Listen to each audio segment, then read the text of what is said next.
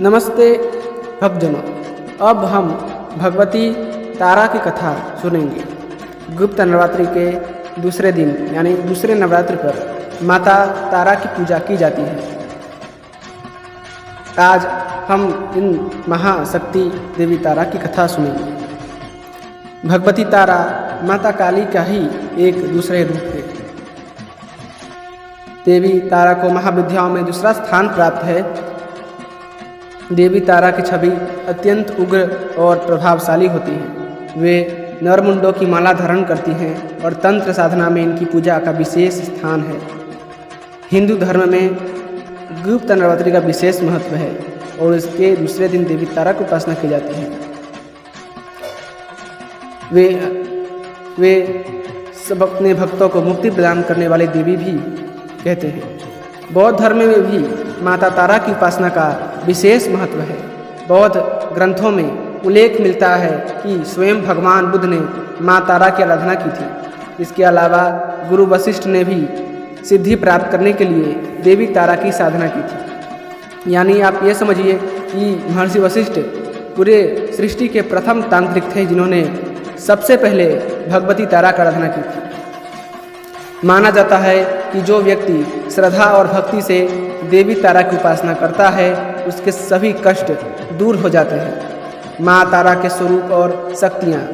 देवी तारा के 3 प्रमुख स्वरूप माने जाते हैं: उग्र तारा, एक जटा और नील सरस्वती। उग्र तारा यह स्वरूप अत्यंत उग्र और शक्तिशाली होता है जो संहार और विनाश का प्रतीक है। एक जटा यह स्वरूप साधकों को आत्मज्ञान और आध्यात्मिक उन्नति प्रदान करता है।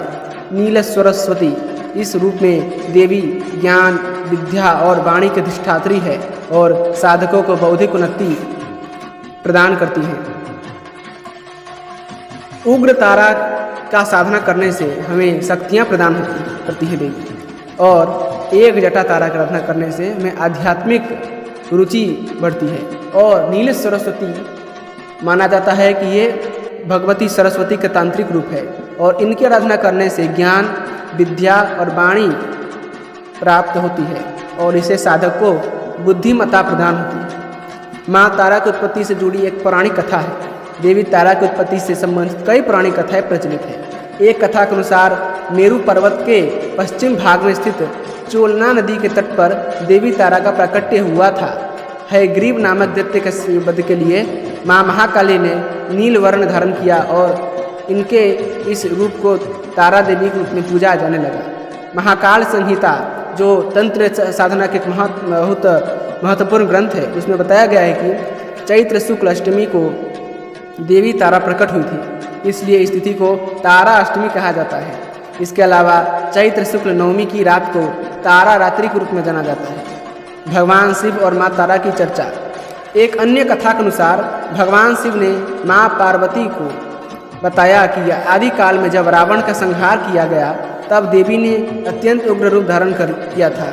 इस दौरान देवी ने अपने हाथों में खड्ग, नरमुंड, वरदान मुद्रा और अभय मुद्रा को धारण किया था। उनके मुख से विकराल जीवा बाहर निकली हुई थी और उनका भयावह रूप देखकर देवतागण भी भयभीत हो गए थे।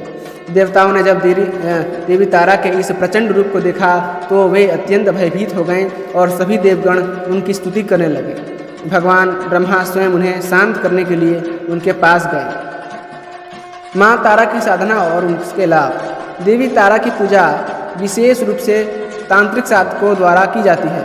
माना जाता है कि इनकी साधना से व्यक्ति को भौतिक और आध्यात्मिक दोनों प्रकार की सिद्धियाँ प्राप्त होती हैं। आप सब भक्तगण भगवती तारा की आराधना रात के 12 बजे या 11 बजे करीब एक लाल आसन बिछाकर दीपक जलाकर और उनके समक्ष उनको अक्षत पुष्प चढ़ाकर साधना कर सकते हैं। मंत्र कुछ इस प्रकार है। इस मंत्र को पढ़ने से साधक को सर्वसिद्धि प्राप्त होती है। ओम श्रीं हुम फट स्वाहा। यह मंत्र भगवती तारा का बीज मंत्र है। माँ तारा की कृपा से साधक अपने जीवन की समस्त बाधाओं को दूर कर सकता है। नवरात्रि का यह पर्व आप सबको अपने अपने जीवन में उन्नति प्रदान करें। धन्यवाद। यदि आपको यह वीडियो पसंद आई है कृपया करके वीडियो को लाइक करें, चैनल को सब्सक्राइब करें और अपने दोस्तों के साथ अवश्य शेयर कीजिएगा। धन्यवाद। जय श्रीमन नारायण, जय श्री भगवती तारा।